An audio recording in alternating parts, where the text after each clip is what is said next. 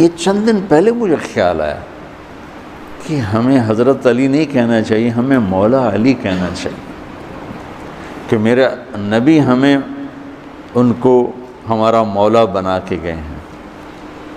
ہم سمجھتے ہیں صرف یہ شیعہ کہتے ہیں مولا علی، وہ صحیح کہتے ہیں، من کنت مولاہ فعلی مولاہ۔ آپ سب کے چہروں پہ میں حیرانی دیکھ رہا ہوں، حالانکہ میں آپ کو صحیح حدیث پیش کر رہا ہوں۔ من کنت مولاہ فعلی مولاہ، جس کا میں مولا ہوں علی اس کا مولا ہے۔ تو میں اب حضرت علی نہیں کہتا، میں کہتا ہوں مولا علی، کہ ان کا حق ہے۔ جیسے ہر صحابی کی بعض خصوصیات ہیں جو دوسرے میں نہیں۔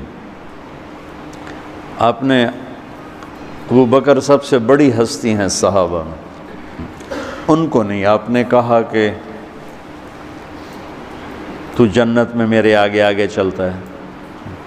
بلال کو کہا کیا بات ہے، جب جنت میں جاتا ہوں مجھ سے آگے آگے چلتا نظر آتا ہے۔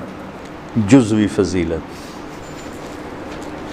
سارے لوگ پیدل چلیں گے، میں براق پہ چلوں گا، میرے نبی نے فرمایا، اور بلال میرے آگے سرخ اونٹنی پہ بیٹھ کے چلے گا۔ یہ جزوی فضیلت۔ جنت میں جانے لگوں گا تو جنت کی سواری کی لگام ایسے نیچے گرے گی۔ نیچے گرنے کا مطلب ہے کوئی ڈرائیور آئے گا، کوچوان آئے گا جو چلائے گا، تو بلال حبشی کو یہ رسی پکڑائی جائے گی۔ تو اس طرح یہ جزوی فضائل کسی کے کسی طرح، کسی کے کسی طرح ہیں۔ تو مجھے خیال ہے کہ ہم اہل البیت کے حق میں بڑی کوتاہی کرتے ہیں، بہت کوتاہی کرتے ہیں۔ ہم اللہ کے نبی کی اولاد کے تذکرے نہیں کرتے، اس سے ان سے محبت کی گرمی بھی نہیں پیدا ہوتی۔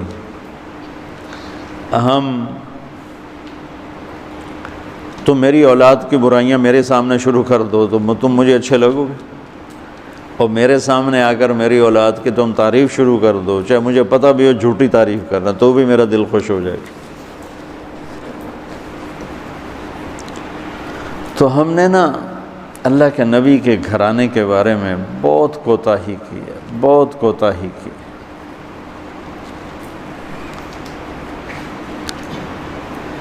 تو تم سنتے رہتے ہو، میرے ہر بیان میں اہل بیت کا تذکرہ ہوتا ہے، اور یہ میرا ایمان ہے کہ یہ میری بخشش کا بہت بڑا وسیلہ ہے اگر اللہ کے ہاں قبول ہوگی۔ ریاکاری میں مردود ہو گیا تو وہ تو الگ بات ہے، اور جو اس کا ہر فیصلہ حق ہے، لیکن اگر میرے اللہ نے قبول فرمایا تو میرے بیانوں میں میری سب سے بڑی متاع میرے نبی کے گھر کا تذکرہ ہے۔